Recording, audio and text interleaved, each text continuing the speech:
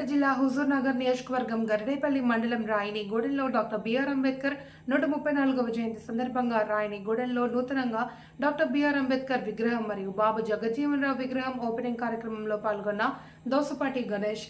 అనంతరం ఆయన మాట్లాడుతూ అంబేద్కర్ జయంతి సందర్భంగా ప్రతి గ్రామాలలో నూతన గ్రంథాలయ విద్యార్థులకు కమ్యూనిటీ హాల్ ఏర్పాటు చేయాలి. అంబేద్కర్ ఆశయాలను ముందుకు తీసుకుపోవాలి. ప్రతి గ్రామంలో ఐక్యతగా ఉండాలన్నారు.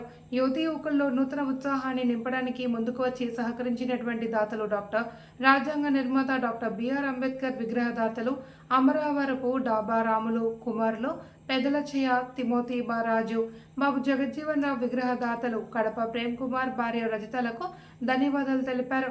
ఈ కార్యక్రమంలో పలు రాజకీయ నాయకులు, యూత్ కమిటీ సభ్యులు, రాయినిగూడెం గ్రామ ప్రజలు, ముఖ్యంగా గ్రామ పెద్దలు దోసపాటి భిక్షం స్వరూప, రాచమల్ల రామస్వామి, దోసపాటి సుధాకర్, విజయ్, గుండు, సంబయ్య, తిమోతిరాజు తదితరులు పాల్గొన్నారు.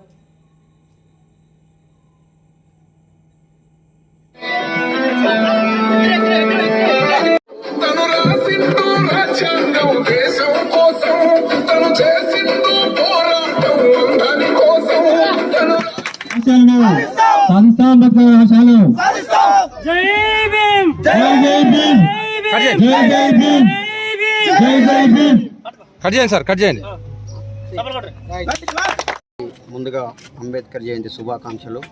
135వ జయంతిని పురస్కరించుకున్నందుకు అందరికీ, ఇక్కడికి వచ్చిన మీడియా మిత్రులకి, అదేవిధంగా ఎస్సీ కాలనీ యువకులకు, అదేవిధంగా పార్టీ నాయకులకు నా అభినందనలు తెలియజేస్తున్నాను.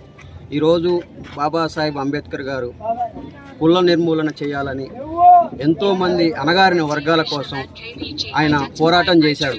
కానీ ఇప్పుడు ఎవరి స్వార్థ స్వలాభాల కోసం అంబేద్కర్ని అంగట్లో బొమ్మను చేస్తున్నారు. దయచేసి ముందు రోజులలో అయినా ఇటువంటి పరిస్థితులు రావద్దు. మనం అందరం ఏకవచనంతో మనం ముందుకు పోవాలి. మనకి రాజ్యాంగం రాసింది ఈ వర్గాలు చేసుకోవడానికో, మనం ఈ వర్గాలలో పడి ఉండడానికో, కులమతాలలో పడి చావడానికో కాదు. మన కోసం ఆయన గొప్పగా రాజ్యాంగాన్ని రచించాడు. ఆయన యావత్తు భారతదేశమే కాదు, ప్రతి ఒక్క దేశవ్యాప్తంగా తిరిగి ఆయన మనకి అన్ని విధాలుగా ఆర్టికల్స్ తీసుకొచ్చి మనం చక్కటి దారిలో నడవాలని చెప్పేసి బీదల కోసం, దళితుల కోసం ఆయన ఎంతో పోరాటం చేశారు. ఈరోజు అతని పోరాటాన్ని గుర్తించుకోకుండా కానీ నీవు నేనంటూ వర్గాలుగా పోతుంది. ఈ భారతదేశంలో ఎక్కడ చూసినా ఇలాంటి అసమానతలు జరుగుతున్నాయి. ఈ అసమానతలపై